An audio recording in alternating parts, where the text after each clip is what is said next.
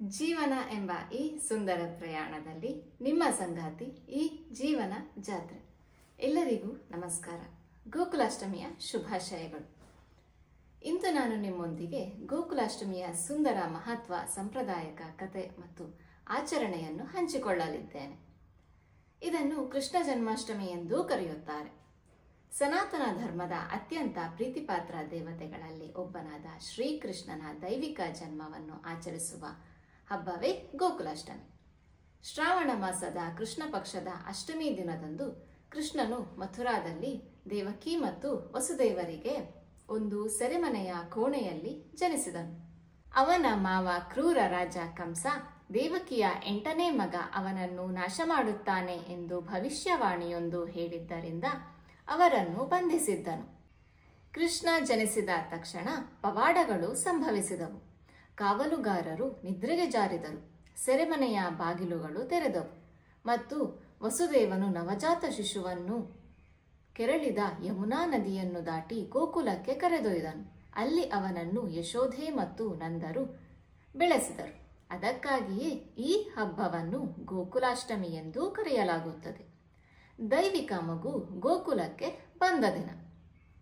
ಗೋಕುಲಾಷ್ಟಮಿಯನ್ನು ಭಾರತ ಮತ್ತು ಪ್ರಪಂಚದ ಅನೇಕ ಭಾಗಗಳಲ್ಲಿ ಅಪಾರ ಭಕ್ತಿ ಮತ್ತು ಸಂತೋಷದಿಂದ ಆಚರಿಸಲಾಗುತ್ತದೆ. ಕೃಷ್ಣ ಪರಮಾತ್ಮನು ಕೇವಲ ಪ್ರಾಚೀನ ಗ್ರಂಥಗಳಲ್ಲಿರುವ ದೈವಿಕ ವ್ಯಕ್ತಿಯಲ್ಲ. ಅವನು ಒಬ್ಬ ಮಾರ್ಗದರ್ಶಕ, ಸ್ನೇಹಿತ, ರಕ್ಷಕ ಮತ್ತು ಶಿಕ್ಷಕ. ಅವರ ಜೀವನವು ಇಂದಿಗೂ ಲಕ್ಷಾಂತರ ಜನರಿಗೆ ಸ್ಫೂರ್ತಿ ನೀಡುತ್ತದೆ.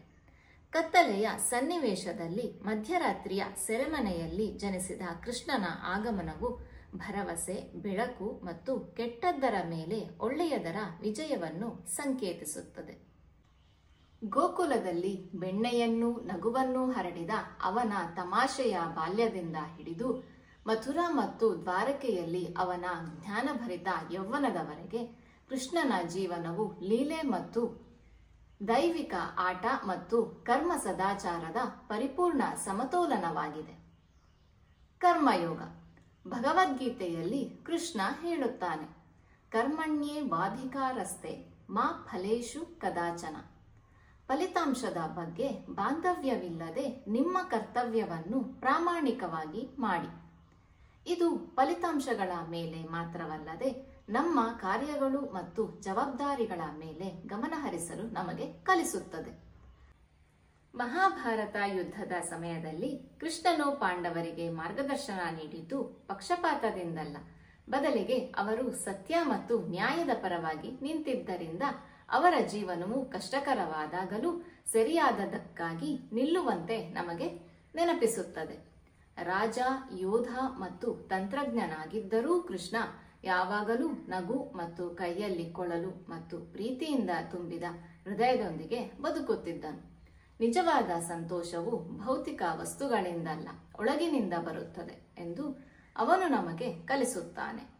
ಗೋಪಿಯರೊಂದಿಗಿನ ಸಂಬಂಧವು ಸ್ವಾಧೀನದ ಬಗ್ಗೆಯಾಗಿರಲಿಲ್ಲ, ಅದು ಶುದ್ಧ ಆಧ್ಯಾತ್ಮಿಕ ಪ್ರೀತಿಯಾಗಿತ್ತು. ಕೃಷ್ಣನ ಸಂದೇಶವೆಂದರೆ ಆಳವಾಗಿ, ನಿಸ್ವಾರ್ಥವಾಗಿ ಮತ್ತು ಹೃದಯ ಶುದ್ಧತೆಯಿಂದ ಪ್ರೀತಿಸುವುದು. ಧನ್ಯವಾದಗಳು. ಸಬ್ಸ್ಕ್ರೈಬ್ ಮಾಡಿ. ಇದು ಕೇವಲ ಚಾನಲ್ ಅಲ್ಲ, ಇದು ನಿಮ್ಮ ಜೀವನ ಜಾತ್ರೆ. ಸರ್ವೇ ಜನ ಸುಖಿನೋ ಭವಂತು.